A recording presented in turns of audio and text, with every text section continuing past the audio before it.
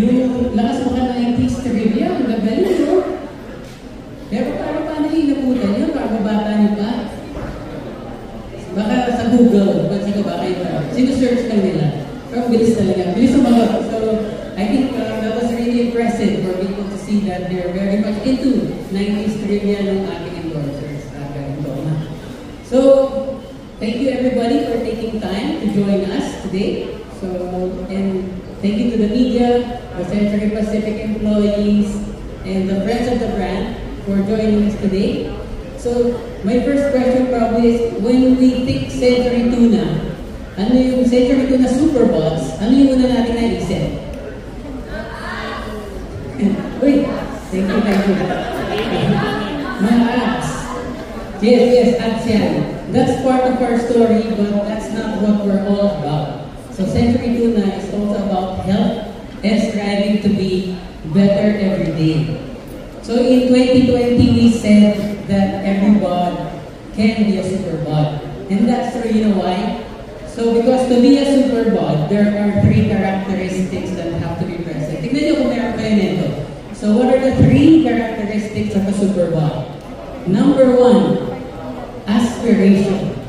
Aspiration means you have a goal to make yourself healthier, to be a better version of yourself. So that's the first part, to have an aspiration, to have a goal. So the second ingredient of a super bod is perspiration. So when you have your aspiration and then you perspire, you work hard to get to where you want to be. So dapat nandun yung effort and dedication. So that's the second ingredient to becoming a super bod. So who knows the third ingredient? Century Tuna. So yung third ingredient is inspiration. You have to be able to inspire others to also become healthier versions of themselves. Okay, clear? Ano ulit? Aspiration?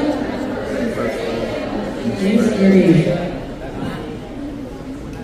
Okay. So today we'll be sharing the story of 2 dads.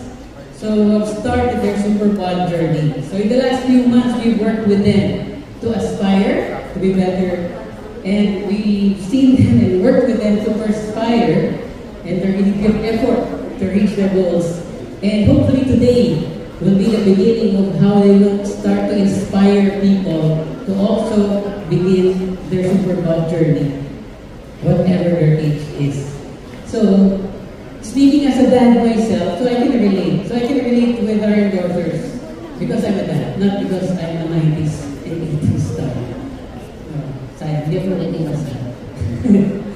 So as we mature, we gain more and more responsibilities. Yun yung sabi nga natin kanina, di ba, we have kids, that's why it's hard to be healthier. So yun yung nakikita natin challenge as we grow older. We have more and more responsibilities. We have work, we have to work for a living, we have to spend time with the family as well, raising the kids. And that really sometimes deprioritizes our own responsibility to our bodies. Yun naman talaga yung pinakamahalaga. Kasi wala tayong body, wala tayo sa earth. Yun lang naman.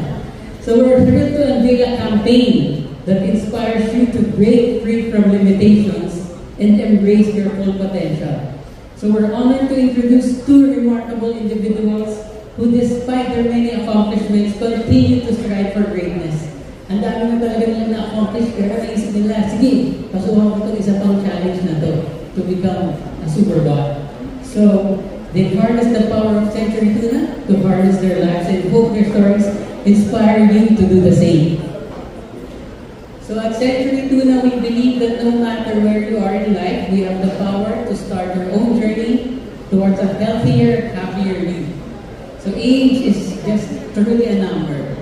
Oh, may tuna ako bilang lumabas na ako sa loob.